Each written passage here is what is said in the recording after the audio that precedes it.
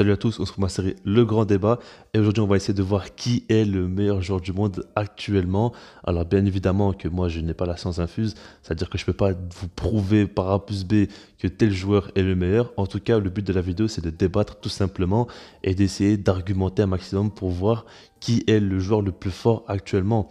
Et après bien évidemment l'objectif c'est que dans les commentaires aussi vous débattez, vous donnez votre avis. Et après, vous pouvez même voter dans l'onglet communauté parce que je vais mettre un sondage en place pour la vidéo. Alors, déjà, premièrement, pour commencer, Messi et Ronaldo ne font pas partie de mon top 4 actuellement. Alors, je vous explique. Je sais très bien qu'il y a beaucoup de gens qui vont être un peu contre ça ou quoi. Maintenant, pour moi, il faut vraiment rester objectif et mettre le côté affectif, on va dire, de côté. Parce que Messi, mon joueur préféré, clairement, je vous le dis. Et Ronaldo a été un joueur exceptionnel. Pour moi, un des meilleurs joueurs de l'histoire. Il n'y a pas de débat là-dessus. Maintenant, il faut se rendre à l'évidence. Actuellement, ces deux joueurs-là ne sont plus au top. Ça ne veut pas dire qu'ils ne vont plus rien faire de fou dans leur carrière, qu'ils sont complètement finis, mais ça veut dire qu'il y a mieux actuellement. Et ça, il faut le prendre en compte. Alors, à préciser aussi que je n'ai pas parlé de date, je n'ai pas parlé de saison pour définir quel est le meilleur joueur du monde, pour qu'en soi, on puisse vraiment ouvrir le débat. Parce que si jamais je vous donne une saison ou on va dire une année, on va essayer de voir un peu les trophées, les accomplissements, tout ça. Et moi, j'aimerais vraiment plus parler du terrain, de ce que les joueurs apportent réellement à leur équipe. Alors les stats, c'est très important, mais pour moi, il y a plus que ça. Et c'est pour ça que je ferme un petit peu ces débats dans ce sens-là. Mais en soi, vous l'avez compris que pour moi, ça l'ouvre. Donc voilà, maintenant pour parler des 4 nommés dans cette vidéo-là, j'ai l'impression qu'on va faire une vidéo sur les Oscars. Bah, il y a Mo Salah pour représenter le Liverpool, Mbappé pour le PSG, Lewandowski pour le Bayern et Benzema pour le Real Madrid. Alors vous avez bien compris, on s'en fout complètement du club, en soi c'est que des joueurs qui sont concernés, mais j'ai voulu faire un truc assez stylé. Alors maintenant, pour commencer, pour ouvrir un peu le débat, on va parler de chaque joueur et de voir un petit peu qu'est-ce qu'ils apportent réellement à leur club cette saison. On va commencer par Mohamed Salah. Pourquoi pas directement commencer avec les statistiques, comme ça on a un petit peu de quoi s'appuyer dessus.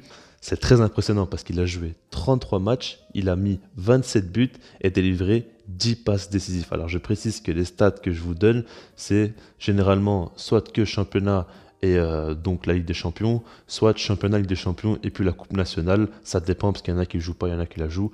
Donc voilà.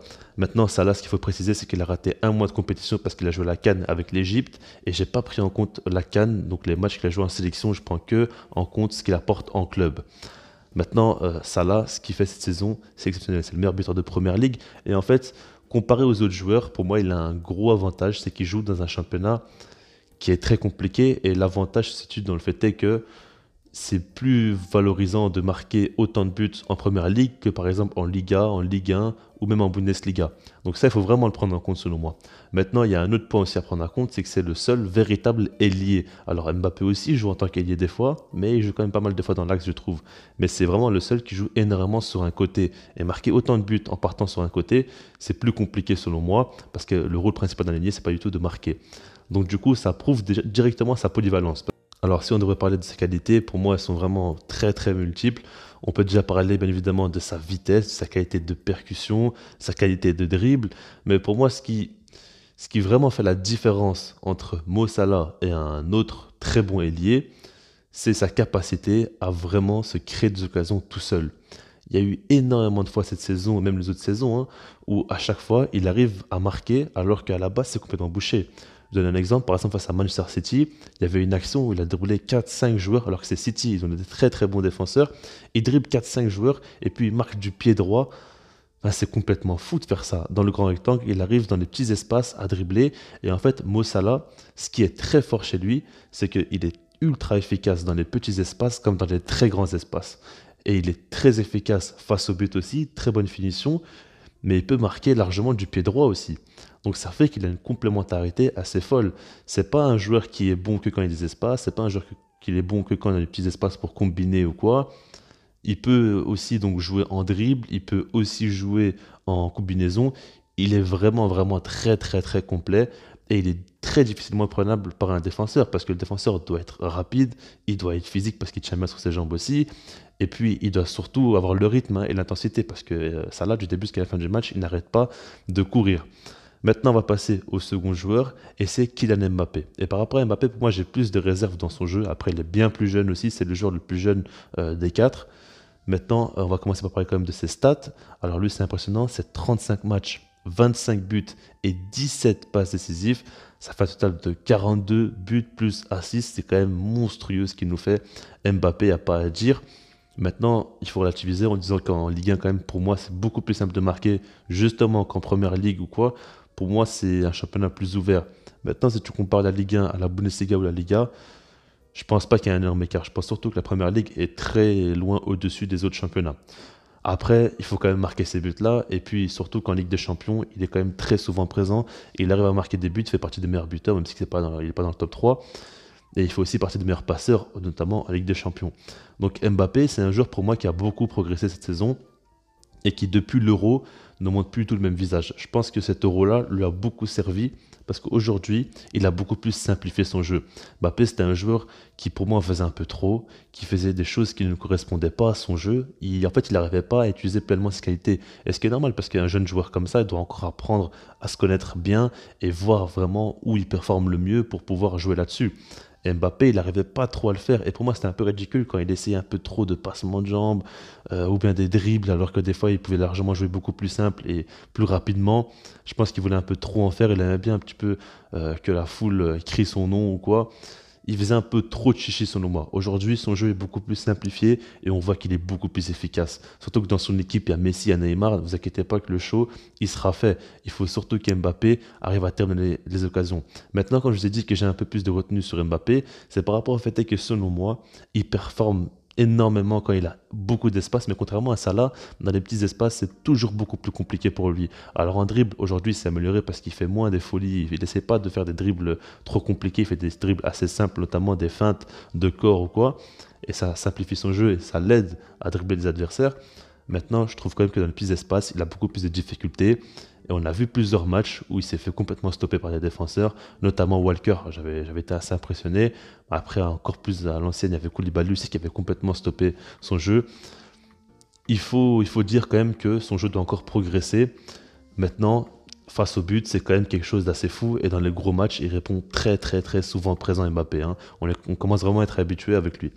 On va passer maintenant au Polonais Robert Lewandowski et c'est lui qui a les meilleurs stats, on va dire en tout cas de buts, parce qu'il a joué 35 matchs, il a marqué 42 buts et il a délivré 4 passes D. Ça fait un total de 46 buts plus assists. C'est exceptionnel, franchement c'est exceptionnel et il faut le féliciter, enfin, pour moi c'est n'importe quoi, comment il peut marquer autant de buts, c'est fou ce qu'il nous fait. Alors beaucoup vont dire oui mais c'est la Bundesliga, mais en Ligue des Champions c'est lui le meilleur buteur. Et il marque but sur but, même en huitième de finale. Le retour, il met un triplé. Ah, c'est n'importe quoi, vraiment dans son registre. Pour moi, en tant que finisseur pur, il n'y a pas un joueur qui égale Lewandowski.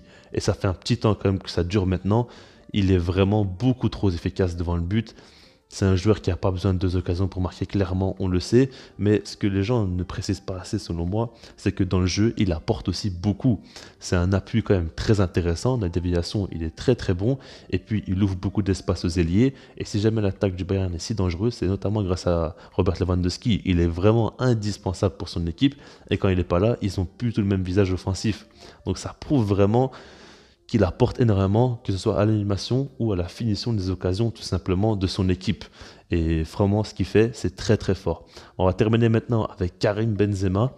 Et lui, il a joué 33 matchs, marqué 30 buts et délivré 12 passes décisives. Ça fait un total de 42 buts plus assist. C'est exceptionnel, bien évidemment. Pour moi, il est actuellement au prime de sa carrière. Depuis l'Euro, on va dire, il est intenable, ce gars-là. Il est vraiment intenable. Et que dire de lui tout simplement, parce que pour moi il est beaucoup trop complet, il arrive à marquer que ce soit du pied droit, du pied gauche, des grosses frappes de loin, des enroulés, des frappes en force, des petites frappes en finesse. Il arrive aussi à faire jouer ses coéquipiers. Pour moi en fait ce qui est intéressant chez lui c'est quand on regarde son duo avec Vinicius. Parce que c'est un joueur déjà qui est ok, c'est un tueur devant le but, il apporte dans la création, mais en plus de ça il arrive très bien à combiner avec un joueur comme Vinicius par exemple. Et ça prouve vraiment qui peut apporter dans plein de compartiments du jeu. Et en plus de ça, je n'ai même pas parlé de son jeu de tête pour moi qui est énorme aussi. Mais vraiment, pour moi, Benzema, il arrive à une maturité dans son jeu qui est exceptionnelle. Et lui, par exemple, il connaît parfaitement son corps, et il connaît parfaitement ses limites et ses qualités. Et c'est pour ça qu'il est aussi fort actuellement. Et puis mentalement, pour moi, il est beaucoup trop solide. Il sait très bien qu'un match se joue jusqu'au bout, tout simplement. Et du coup, il va tout donner jusqu'à la dernière seconde. Et ça lui réussit quand même très souvent. Maintenant, on va arrêter de parler un peu de joueurs cas par cas, on va surtout parler de quelques points et puis je donnerai mon avis final sur qui est le meilleur joueur du monde actuellement. Alors du coup, le point revient quand même à Robert Lewandowski, parce qu'on va commencer maintenant à coter les joueurs. Après, ça joue quand même à très peu de choses. Et puis, c'est assez compliqué parce que moi, je regarde donc but plus assist et il a 46. Maintenant, par exemple, Benzema a beaucoup plus de passes D que lui.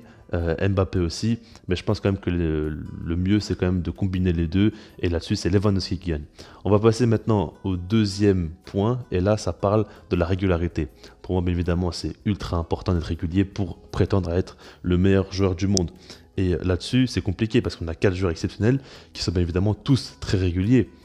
Mais pour moi, il y a quand même un joueur qui se dégage et c'est Robert Lewandowski encore une fois. Donc il gagne un deuxième point. Alors je vais vous expliquer. C'est dur quand même de choisir entre ces 4 joueurs-là. Mais moi, je mettrais Lewandowski parce que selon moi, en fait, quand on regarde Lewandowski, si jamais il y a un match où il ne marque pas, ça fait un choc pour tout le monde. Moi, quand je regarde le Bayern et que Lewandowski ne marque pas, ça me choque et ça me marque directement. Je me dis, oh putain, aujourd'hui, quand même, il n'a pas marqué et je vais m'en souvenir. Les autres joueurs, c'est un peu différent. Moi, je pense vraiment que Lewandowski, il a une participation dans le jeu qui est constante, mais c'est phénoménal en fait. Vraiment, c'est phénoménal. Il arrive tout le temps à marquer ses buts et on est trop habitué. Pour moi, aujourd'hui, c'est devenu banal le fait est que Lewandowski marque minimum un but par match à chaque rencontre. Et c'est pas normal que ça soit devenu banal justement. Donc du coup, ça prouve vraiment qu'il est clairement dans une autre dimension. Et puis quand on regarde en Ligue des Champions, il est à chaque fois affamé. Il y avait un problème les dernières années avant, on va dire, il y a plus de 2-3 ans, où il ne marquait pas dans les grosses rencontres. On le voyait. Mais pour moi, depuis l'année où le Bayern a gagné la Ligue des Champions, là où ils avaient fait donc un parcours assez fou, Final 8 et tout ça, je trouve que depuis ce moment-là, il marque beaucoup plus dans les gros matchs, il est beaucoup plus présent. En dehors de la Bundesliga, dans la Ligue des Champions quand même, quand son équipe en a vraiment besoin, il est tout le temps présent actuellement. Donc du coup, ça fait qu'aujourd'hui, on ne peut plus rien dire, sa régularité, elle est exceptionnelle.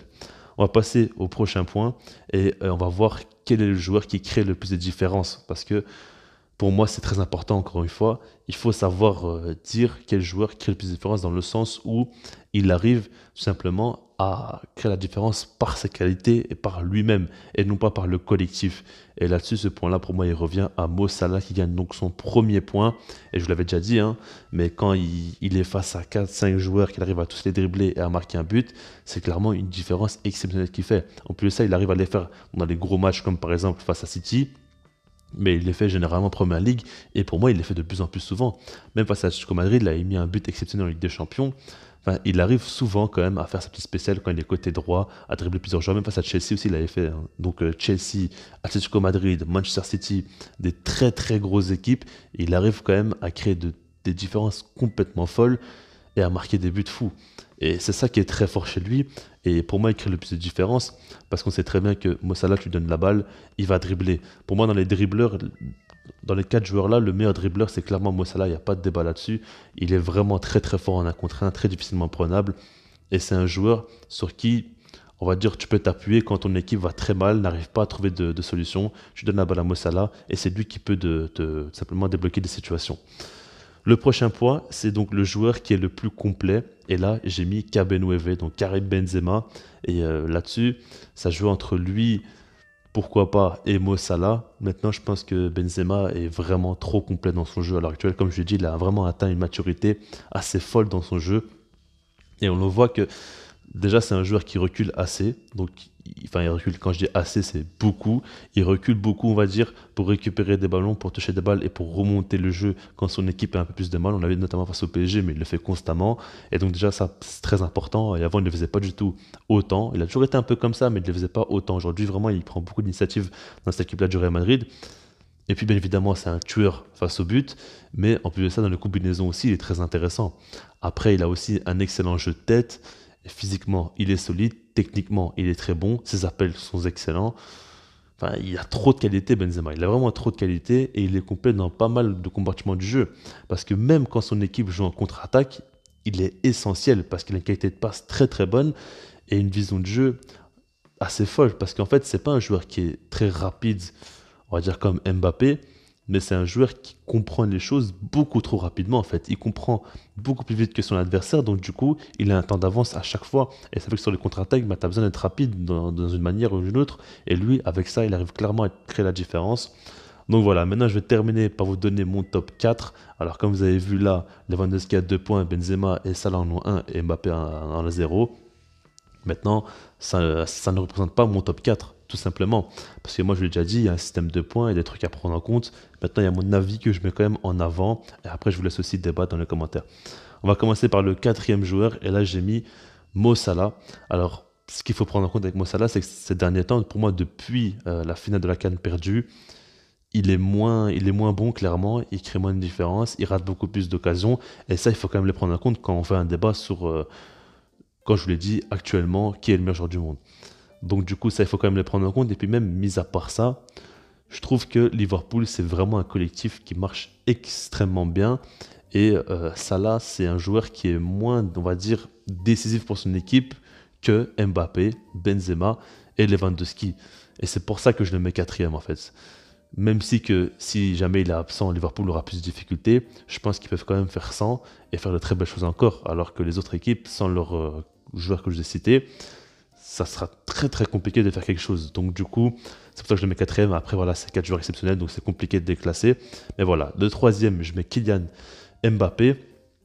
Alors pour moi, il n'est pas encore assez complet dans son jeu. Et puis même en dehors de ça, je trouve qu'il faut qu'il aille dans un très grand club comme par exemple le Real Madrid pour pouvoir confirmer, pour pouvoir avoir ce statut de meilleur joueur du monde. Et pour moi actuellement, il ne le mérite pas encore. C'est ça le truc. Parce que certes, il marque beaucoup dans les grosses rencontres. Maintenant, tous les buts qu'il marque en championnat, ils ont moins de valeur pour moi que... Enfin, je sais pas, moi je dénigre un peu la Ligue 1, je vous le dis clairement. Parce que c'est pas normal qu'il y ait un PSG qui est aussi faible cette saison, on va dire, en championnat, notamment dans ce qu'ils montrent, dans leur production.